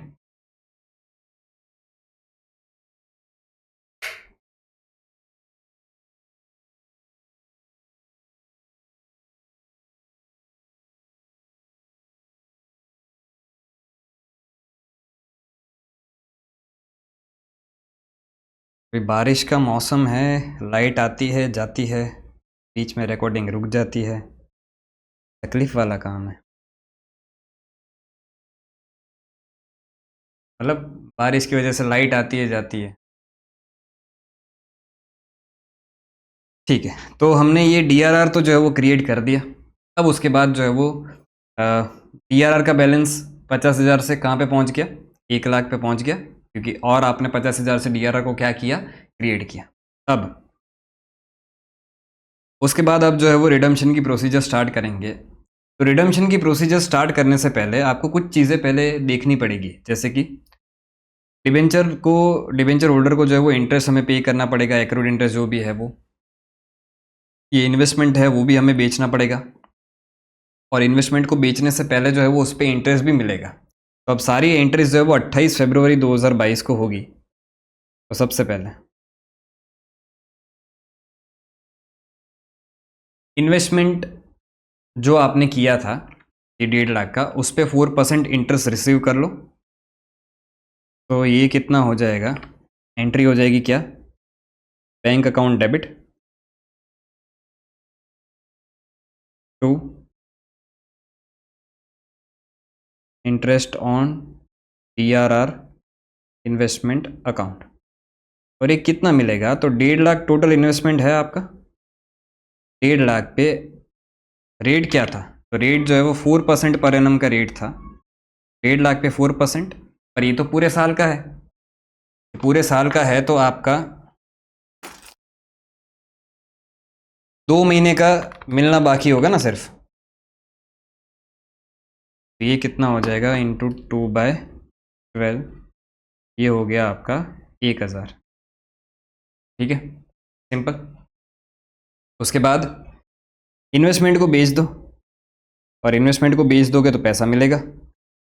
इन्वेस्टमेंट को बेच के कितना पैसा मिलेगा, पूरा पूरा रियलाइज्ड एट पार ऐसा लिखा हुआ है। बैंक अकाउंट डेबिट करो to DRR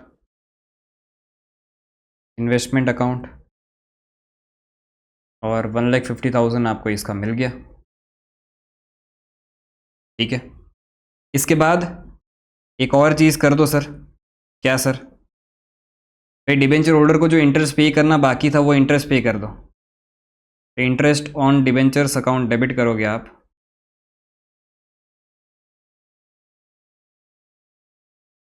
to bank account. और कितना इंटरेस्ट पे करोगे? तो 10 लाख फेस वैल्यू है। 10 लाख पे डिबेंचर का इंटरेस्ट का रेट क्या है? 6% मोर्गेज 10,000 डिबेंचर्स, तो 6% पूरे साल का रेट है, इनटू कितना मंथ का हो जाएगा? तो आपको इंटरेस्ट जो मिले पे करना है वो कितने मंथ का पे करना है? 2/12 का। फिर बाकी का 31 दिसंबर तक तो पे कर दिया है, ये देखो लिखा हुआ है, ठीक है। तो ये कितना होता है?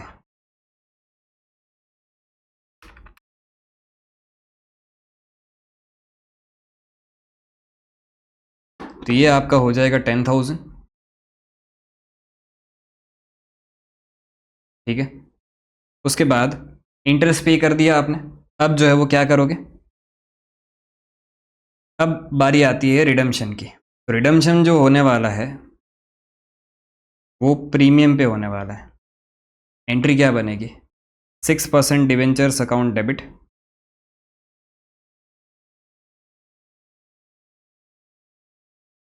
और ये कितने से डेबिट होगा? 10 लाख से पूरा पूरा। Premium on redemption of debentures account debit, ये कितना हो जाएगा? ये हो जाएगा 10,000 डिवेंचर्स है और 1 रुपया प्रीमियम पे जो है वो आप क्या कर रहे हो? रिडम्पशन कर रहे हो। तो 10,000 इंटू डिबेंचर होल्डर्स जो हो जाएगा,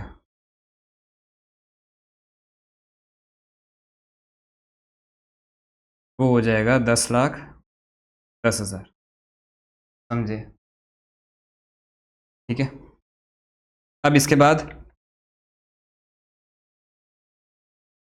ये जो भी डिबेंचर होल्डर्स है उनको पेमेंट कर दो।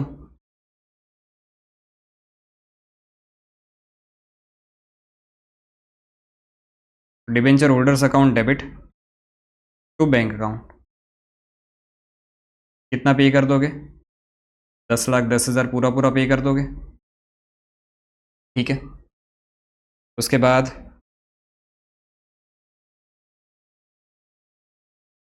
एक आखिरी एंट्री आपकी बचती है कि भाई आपको प्रीमियम को जो है वो राइट ऑफ करना पड़ेगा। तो प्रीमियम राइट ऑफ करने के लिए क्या एंट्री करोगे?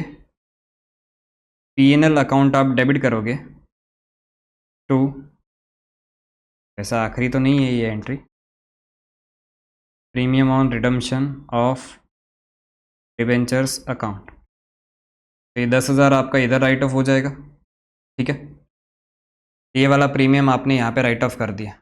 क्यों सर राइट ऑफ किया? क्योंकि पहले इश्यू के टाइम ये नक्की नहीं था कि रिडम्पशन जो है वो इस पे होगा, प्रीमियम पे।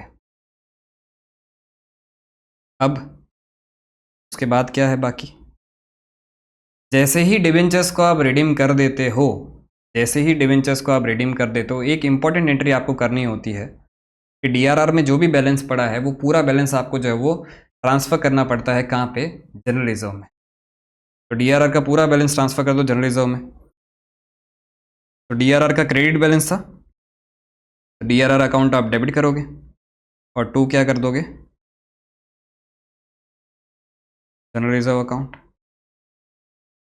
और कितना बैलेंस होगा? ओपनिंग बैलेंस 50,000 था और 50,000 करंट ईयर में क्रिएट किया, तो टोटल पूरा 1 लाख जो है वो आपको ट्रांसफ़र कर देना पड़ेगा। तो ये एंट्री एक खास ध्यान रखना,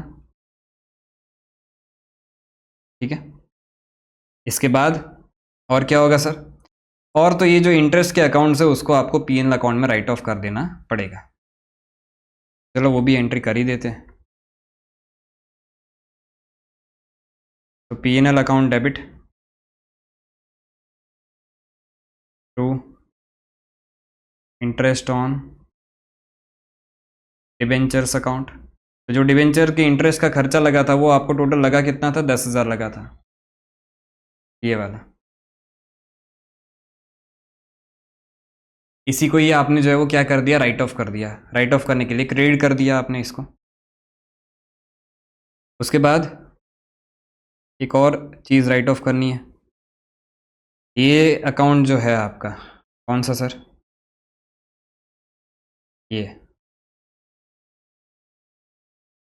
ये अकाउंट को भी तो राइट ऑफ करना पड़ेगा ना। इसको भी कहाँ पे राइट ऑफ करोगे? पीएनएल अकाउंट में ही राइट ऑफ करोगे। तो इंटरेस्ट ऑन डीआरआर अकाउंट उधर क्रेडिट हुआ था क्योंकि इनकम थी। अब जब राइट ऑफ करना है तो क्या करोगे? डेबिट करोगे। तो टू क्या कर दोगे? पीएनएल अकाउंट कर दोगे। और ये कितना था? ये था 1000। क्लियर? तो टोटल इतनी एंट्रीज आपकी जो है वो होगी।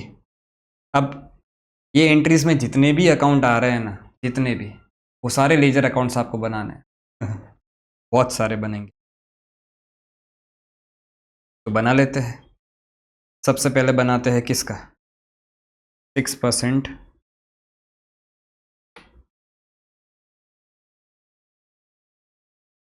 Debentures account.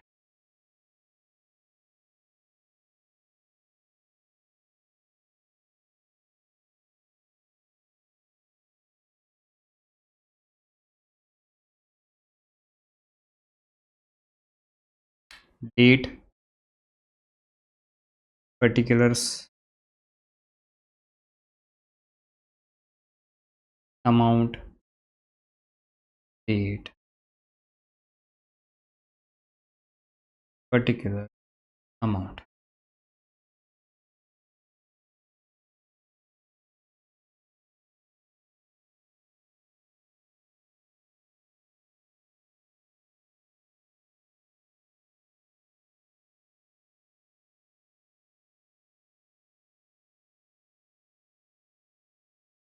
ऐसे ही दूसरे सारे अकाउंट्स भी बनेंगे। तो ज़रा फॉर्मेट में कॉपी कर लेता हूँ। देखो कौन से बनेंगे, तो वन बाय वन देखते जाएंगे। सबसे पहले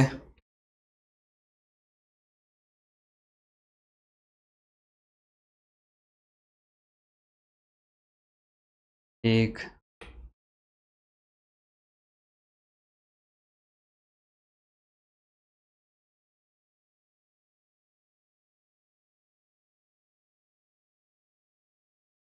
तीन,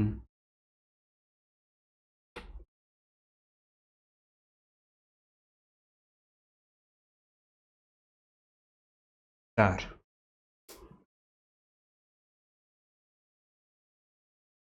एक बनेगा आपका डीआरआर इन्वेस्टमेंट अकाउंट। एक बनेगा आपका डीआरआर अकाउंट। ठीक है। एक बनेगा डिबेंचर होल्डर्स अकाउंट। एक बनेगा premium on redemption of debentures account. फिर उसके बाद और क्या क्या बनेगा? तो स्टार्टिंग से देखते जाते, पीएनएल अकाउंट नहीं बनाने की ज़रूरत है, डीआरआर बना दिया। बैंक अकाउंट सबसे मेन।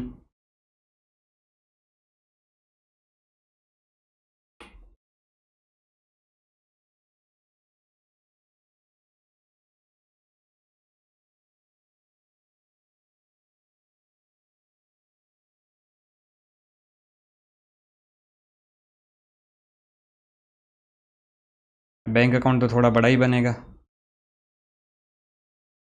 मैं 2-3 ट्रांजेक्शन है इसलिए थोड़ा बड़ा बना दिया। Bank account. ठीक है। उसके बाद इंटरेस्ट अकाउंट्स बनाने पड़ेंगे। वैसे इंस्टीट्यूट ने आंसर में नहीं बनाया है, तो सर आप क्यों बना रहे हो? भाई उन्होंने कंसर्न्ड लेजर्स लिखा है। अब उनका मूड, कौन से अकाउंट बनाए कौन से ना बनाए, अब कंसर्न्ड लेजर्स में क्या पता चलेगा आपको?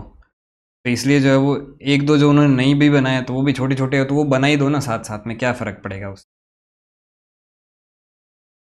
तो interest account, bank account DRR investment बन गया, इंटरेस्ट ऑन डिबेंचर्स 6% डिबेंचर्स बन गया, प्रीमियम अकाउंट बन गया, डिबेंचर होल्डर अकाउंट बन गया। जनरल रिजर्व बनाने की ज़रूरत नहीं है और पीएनएल बनाने की ज़रूरत नहीं है। बस इतने अकाउंट आपके बनेंगे। बस सर बस, ये बस लग रहा है आपको? इंटरेस्ट ऑन डिबेंचर्स अकाउंट और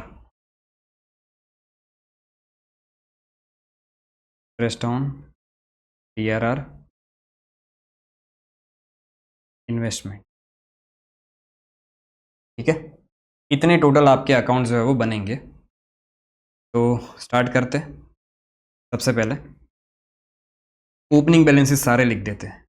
तो यहाँ पे 6% डिवेंचर्स का ओपनिंग बैलेंस आपको 10 लाख दिया होगा।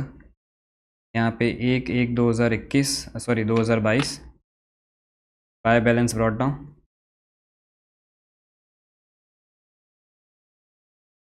फिर उसके बाद DRR investment,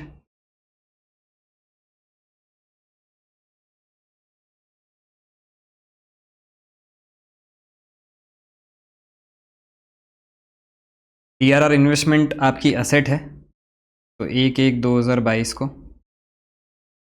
to balance brought down. और ये कितना है, तो 1,50,000 है। ठीक है, DRR जो है वो रिजर्व है, तो उसका क्रेडिट बैलेंस होगा कितने का, 50,000 का। उसके बाद ये तो हमने 1.5 लाख कर दिया, ये भी कर दिया। और किसका, बैंक का ओपनिंग बैलेंस दिया गया है 90,000 क्या 9 lakh to balance brought down 9 lakh. ठीक है, ओपनिंग बैलेंसेस सारे हमने लिख दिए, इन सब के ओपनिंग बैलेंसेस तो होंगे ही नहीं। अब जो है 1 बाय 1 एंट्रीज की पोस्टिंग करते हैं। सबसे पहला काम क्या किया था हमने, DRR क्रिएट किया था PNL अकाउंट से 50,000 का, तो DRR अकाउंट में एंट्री कर दो। और वो पहले ही दिन कर दिया होगा हमने, तो PNL अकाउंट को हमने डेबिट किया था और DRR अकाउंट को हमने क्रेडिट किया था। ठीक है, उसके बाद bank to interest on DRR investment, तो 1,000 रुपया आपको इंटरेस्ट मिला। तो यहाँ पे 28 Feb to interest on DRR investment account, और ये कितना मिला होगा आपको, 1,000 रुपये। यहाँ पे 1/1/2000 1/1 नहीं 28 Feb 2022 को बाय बैंक अकाउंट, तो 1,000 आपको इधर इंटरेस्ट मिला। ठीक है सर, उसके बाद क्या पोस्टिंग की हमने, उसके बाद bank account debit to DRR investment account, investment बेच के पैसा मिला 1.5 लाख रुपए। तो यहाँ पे बैंक अकाउंट में 28/2 को टू DRR इन्वेस्टमेंट अकाउंट, और इन्वेस्टमेंट बेच दिया 1.5 लाख रुपए में। तो इन्वेस्टमेंट अकाउंट में भी पोस्टिंग करनी पड़ेगी हमें। यहाँ पे 28 Feb को पैसा मिला तो बैंक अकाउंट को डेबिट किया और इन्वेस्टमेंट अकाउंट को क्रेडिट कर दिया 1,50,000 से। ठीक है, उसके बाद लेजर पोस्टिंग ही कर रहे हैं अपने। अब ये तो सिंपल ही है, interest on debentures to bank, debenture holders को इंटरेस्ट पे किया। यहाँ पे पैसा गया 28 Feb by interest on debentures account, और इंटरेस्ट कितना पे किया आपने, 10,000। तो इंटरेस्ट ऑन डिवेंचर्स अकाउंट में भी पोस्टिंग कर देते हैं 28 Feb को टू बैंक अकाउंट 10,000। ठीक है सर, उसके बाद क्या है, उसके बाद है डिवेंचर्स का रिडम्पशन का काम।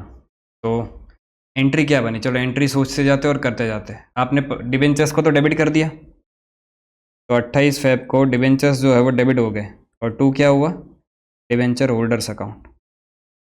और डेबिट कितने से हुए, ऑब्वियसली 10 लाख से ही डेबिट होंगे। और प्रीमियम ऑन रिडम्पशन भी जो है वो डेबिट हुआ 28 Feb to debenture holders account. ये कितने से डेबिट हुआ, 10,000 से। और ये दोनों डिवेंचर्स होल्डर में क्रेडिट हो गए। तो डिवेंचर होल्डर अकाउंट कहाँ गया, ये रहा। यहाँ पे 28 Feb को बाय 6% डिवेंचर्स अकाउंट 10 लाख, और 28 Feb को ही by premium on redemption of debentures account, ये कितना हो जाएगा, 10,000। ठीक है, इसके बाद क्या किया हमने, इसके बाद सर हमने डिवेंचर होल्डर्स को पेमेंट कर दिया। डिबेंचर होल्डर्स को पेमेंट करने की एंट्री क्या हो जाएगी? 28 Feb to bank account, debenture holders account debit to bank account, 10,10,000 आपने पे कर दिया और यहाँ पे बैंक अकाउंट में भी आपको उसकी क्रॉस पोस्टिंग करनी पड़ेगी। तो 28 फेब को बाय डिबेंचर होल्डर्स अकाउंट 10,10,000। ठीक है, क्लियर? Okay sir.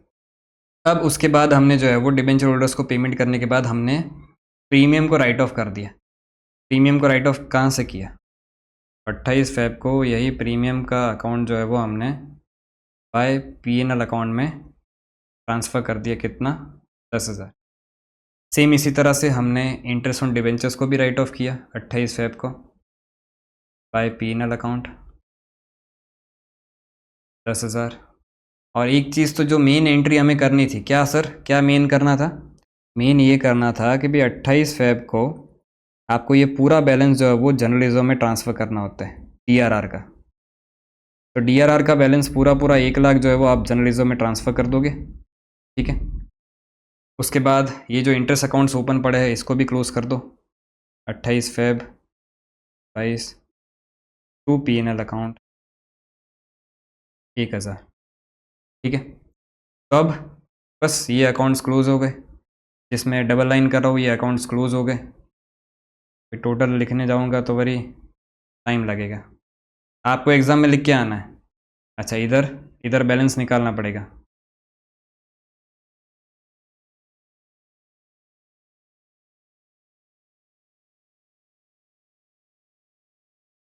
तो 9 lakh plus 1,000 plus 1,50,000 minus 10,000 minus 1 lakh 31,000 का आपका बैंक का बैलेंस जो है वो निकल जाता है। तो 28 Feb bye balance carried down total करना रह गया 10,51,000। ठीक है, प्रीमियम अकाउंट भी क्या हो गया? क्लोज हो गया। डिबेंचर होल्डर्स अकाउंट भी क्या हो गया? क्लोज हो गया। DRR अकाउंट भी क्या हो गया? क्लोज हो गया। DRR इन्वेस्टमेंट अकाउंट भी क्लोज हो गया। ये अकाउंट भी क्या हो गया? क्लोज हो गया। क्लियर? तो ये सारे ही अकाउंट जो है वो आपके यहाँ पे क्लोज हो गए। सिर्फ एक बैंक अकाउंट में बैलेंस बचा। तो बस इस तरह से जो है वो आपकी लेजर पोस्टिंग होगी। अब पहला सम था इसलिए मैंने एंट्रीज भी की। सेकंड सम में आपको ये भी आदत डालना पड़ेगा कि भाई अगर सीधा अकाउंट बनाने का आए तो सीधा अकाउंट में कैसे करेंगे। तो सेकंड सम जो है वो उसी के बेसिस पे है। और सेकंड सम में अपने सिर्फ और सिर्फ जो है वो क्या बनाएंगे? अकाउंट्स ही बनाएंगे। ठीक है, तो आ जाते हैं क्वेश्चन नंबर 2 पे। क्वेश्चन नंबर 2 क्या बोल रहा है? The following balances appeared in the books of paradise limited unlisted company other than AIFI banking NBFC HFC, in short unlisted other. ठीक है, और ये जो बैलेंसेस वो दिए गए वो आपको 1/4/2021 के दिए गए हैं, बरोबर। अब बैलेंसेस में क्या क्या है? तो 12% डिबेंचर्स 7,50,000, DRR का ओपनिंग बैलेंस 25,000, DRR इन्वेस्टमेंट 1,12,500। अच्छा, वैसे देखते जाओ तो भाई 7.5 लाख का अगर 10% निकाले तो वो तो 75,000 होता है। पर DRR तो आपने सिर्फ कितना क्रिएट किया है? 25,000। पहले ही दिन जो है वो आप बाकी का 50,000 क्रिएट कर दोगे। सर कहाँ से आया 50,000? ये 7,50,000 का 10% 75,000, उसमें से 25,000 को माइनस करो तो कितना हो गया? 50,000। तो और आपको जो है वो 50,000 क्रिएट करना पड़ेगा। DRR investment 1,12,500। अच्छा, ये 7,50,000 का 15% करो तो कितना होता है? तो 7,50,000 का 15% जो है वो यही होता है 1,12,500। तो ये और क्रिएट करने की ज़रूरत नहीं है। 10% इंटरेस्ट है। 1125 secured bonds of the government of India और ₹100 ईच। ये यहाँ पे रुपीज़ नहीं होगा, ये नंबर ऑफ बॉन्ड्स है। ठीक है, annual contribution to DRR was made on 31st March every year. हर साल DRR में जो है वो कंट्रीब्यूशन हो रहा है, ओके। बट अभी हमें तो क्या करना है, पहले ही दिन DRR क्रिएट कर देना है। On 31st March 2022 balance at bank was ₹7,50,000 before receipt of interest. अब ध्यान से सुनना मैं क्या बोल रहा हूँ। ये बैलेंसेस कब के दिए है? 1/4/2021 के दिए, ओपनिंग साल के स्टार्टिंग के। और बैंक का बैलेंस कौन सी डेट का दिया गया है? ऑन 31st March 2022, मतलब ईयर एंड का बैंक का बैलेंस दिया गया है आपको। और वो कितना है? 7,50,000। मतलब क्या कि भी पूरे साल की जितनी भी बैंक की एंट्रीज है वो ऑलरेडी हो चुकी है, उसके बाद जो है वो ये आपका बैंक का बैलेंस आ रहा है 7,50,000। लेकिन बिफोर रिसिप्ट ऑफ इंटरेस्ट, किस पे इंटरेस्ट रिसिप्ट होना बाकी है? तो ये जो आपका इन्वेस्टमेंट है उसका इंटरेस्ट मिलना बाकी है 31st मार्च को। उसके पहले का ये बैलेंस है 7,50,000, उसके पहले का बैलेंस है, ठीक है। तो अब मुझे इंटरेस्ट मिलने की एक एंट्री करनी पड़ेगी। और एक चीज और अगर आपको ध्यान में ला दूं कि बिफोर रिसिप्ट ऑफ इंटरेस्ट सिर्फ लिखा है, बट इसको ऐसा समझ लो after payment of interest to debenture holders. कैसे? तो ये तो आपको ईयर एंड का सारी एंट्रीज होने के बाद का बैलेंस है। सारी एंट्रीज होगी मतलब ये इंटरेस्ट के पेमेंट की भी एंट्री हो गई होगी। और ये स्पेसिफिकली बोल रहे हैं कि भी ये एंट्री नहीं हुई है, इसलिए अब उसको जो है वो रिसिप्ट की एंट्री करेंगे। अगर ये नहीं बोला होता ना तो मैं रिसिप्ट ऑफ इंटरेस्ट की भी एंट्री नहीं करता, समझे? तो सिंपल कहना इतना है कि भाई आपको इंटरेस्ट जो डिबेंचर होल्डर को पे करना है ना, वो पे नहीं करोगे क्योंकि वो ऑलरेडी हो चुका है और उसके बाद का ही बैलेंस आपको यहाँ पे दिया गया है, ठीक है। Investment were realised at par for redemption of debentures. Investment आपने बेच दिया और ऑब्वियस बात है कि भाई ये 7.5 लाख उसके पहले का ही होगा, उसके बाद आप इन्वेस्टमेंट जो है वो क्या कर रहे हो, बेच रहे हो एट। और डिबेंचर्स जो आप रिडीम करोगे वो एट प्रीमियम ऑफ 10% रिडीम करोगे। Clear? You are required to prepare the following accounts for the year ended 31st March 2022। और जो स्पेसिफिक अकाउंट बोले हैं उतने ही बनाने, उससे ज़्यादा एक नहीं बनाना है, तो आपका टाइम बचे, इसलिए मैं अकाउंट्स तो बना के आया हूँ। वाह क्या सर, क्या बात बोल दी। सबसे पहले ओपनिंग बैलेंस लिख देते हैं। तो डिबेंचर का 1/4/2021 को बाय बैलेंस ब्रॉट डाउन कितना है? 7,50,000। बाहर इतनी भयंकर बारिश हो रही है, आपको शायद कड़क मतलब बादल गरजने का आवाज़ भी शायद आ रहा होगा, पर ठीक है। अभी मौसम रोमांटिक होने का नहीं है, अभी मौसम पढ़ाने का है। तो बैलेंस ऑफ DRR जो है, ओपनिंग बैलेंस आपको दिया गया है 1/4/2021। बस डर ये है कि भी लाइट ना चली जाए, क्योंकि लाइट जाएगी तो मैं रिकॉर्डिंग नहीं कर पाऊंगा। DRR इन्वेस्टमेंट का ध्यान रखना, डेबिट बैलेंस होता है क्योंकि वो असेट है। तो यहाँ पे टू बैलेंस ब्रॉट डाउन, तो ये कितना है? 1,12,500। और बस इतने ओपनिंग बैलेंसेस आपको दिए गए थे। और बैंक का तो क्लोजिंग बैलेंस दिया है। यहाँ पे मैं चलो डेट अलग कलर से लिखता हूँ, 31/3/2022 का बैलेंस आपको दिया गया है। तो यहाँ पे टू बैलेंस ब्रॉट डाउन, और ये कितना है? तो 7.5 लाख, ठीक है। अब ओपनिंग बैलेंसेस मैंने लिख दिए। साल स्टार्ट होने से ही पहले मेरे को क्या करना है, DRR एंड DRR इन्वेस्टमेंट की रिक्वायरमेंट चेक कर लो। भाई DRR इन्वेस्टमेंट तो पूरा है, DRR जो है वो हमें और क्रिएट करना पड़ेगा। सर कितना क्रिएट करना पड़ेगा? तो 1/4/2021 को बाय P&L अकाउंट 7,50,000 का 10% हमें क्रिएट करना है। ऑलरेडी क्रिएट कितना हुआ पड़ा है? 25,000। तो अब कितना क्रिएट करना पड़ेगा? 50,000, ठीक है। ये रिक्वायरमेंट पूरी हो गई। अब DRR इन्वेस्टमेंट का पहले काम खत्म करो कि DRR इन्वेस्टमेंट पे आपको पहले इंटरेस्ट मिलना बाकी था, वो इंटरेस्ट रिसिप्ट कर दो। तो ये आपका इन्वेस्टमेंट है, उस पर रेट क्या है? 10% है। और कुछ नहीं बोला है तो ऑब्वियस बात है कि भाई ये ओपनिंग बैलेंस है और पूरे साल का ही इंटरेस्ट आपको जो है वो 31st मार्च को मिलेगा, इस दिन पे 31 मार्च को पूरे साल का ही इंटरेस्ट मिलेगा। तो 1,12,500 इंटू 10%, तो उसकी एंट्री कर दो।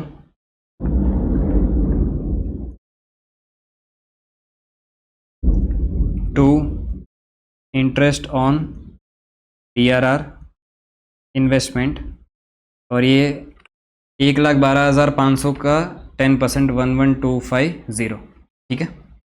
इंटरेस्ट मिल गया, उसके बाद जो है वो आप इन्वेस्टमेंट को बेच दोगे। इन्वेस्टमेंट बेच दोगे तो बैंक अकाउंट डेबिट और इन्वेस्टमेंट अकाउंट क्या होगा, क्रेडिट होगा। तो टू DRR इन्वेस्टमेंट अकाउंट हो जाएगा 1,12,500, और क्योंकि DRR इन्वेस्टमेंट अकाउंट बना रहे हैं तो उधर भी क्रॉस पोस्टिंग करनी पड़ेगी। तो 31/3/2022 को बाय बैंक अकाउंट करना पड़ेगा। इंटरेस्ट का तो अकाउंट ही नहीं बना रहा है, इसलिए क्रॉस पोस्टिंग नहीं की हमने, ठीक है।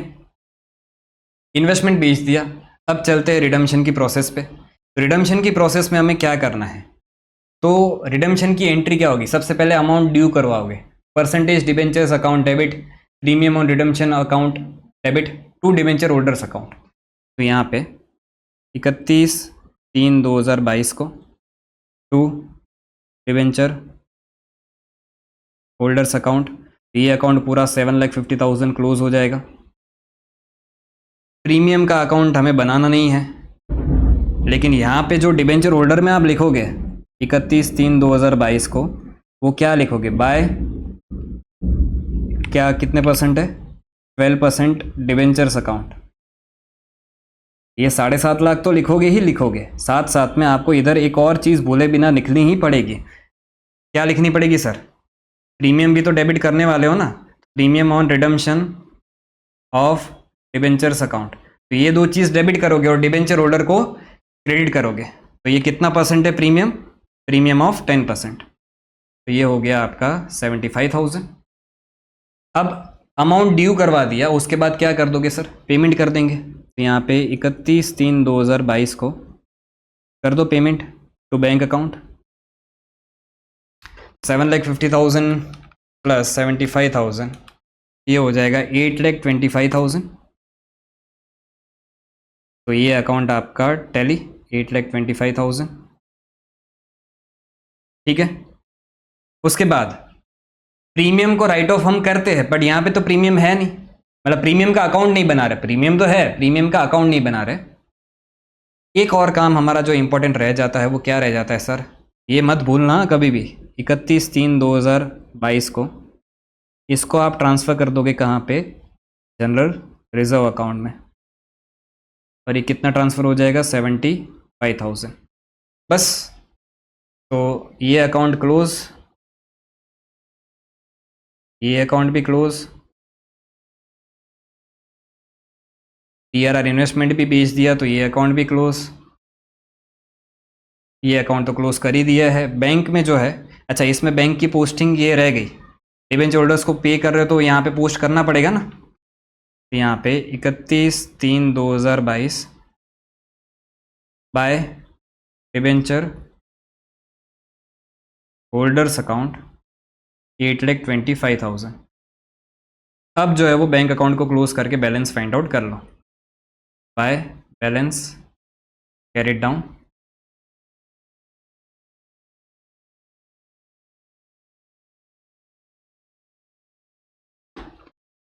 $7,50,000 प्लस 11,250 प्लस 11,2500 873750 माइनस 8,25,000, तो 48,750 आपका जो है वो बैलेंस बचेगा। समझे, समझ गए सर, सिंपल था, एकदम ही सिंपल था। एंट्री सोचो पोस्टिंग करते जाओ, एंट्री सोचो पोस्टिंग करते जाओ। क्या था सीक्वेंस, पहले DRR इन्वेस्टमेंट का देख लो कि भाई रिक्वायरमेंट पूरी हो रही है, 10% 15% नहीं हो रही तो पहले वो करो पहले ही दिन। उसके बाद इंटरेस्ट का कुछ लोचा नहीं है ना, वो देख लो, और उसके बाद रिडम्पशन की एंट्रीज कर दो, अमाउंट ड्यू करवाओ और अमाउंट पे कर दो, बस इतना ही तो करना है। तो ये वाला सम भी जो है वो आपका यहाँ पे कंप्लीट होता है, ठीक है। तो ये लेक्चर को मैं जो है वो यहाँ पे ही रखता हूँ, बाकी के सम्स जो है वो अपने नेक्स्ट लेक्चर में कवर करेंगे। अगर आपको कोई भी डाउट हो तो कमेंट सेक्शन में आप पूछ सकते हो। ये जो नोट्स है उसकी लिंक आपको डिस्क्रिप्शन में मिल जाएगी, टेलीग्राम चैनल पे भी मिल जाएगी। आज के लिए इतना ही, थैंक यू।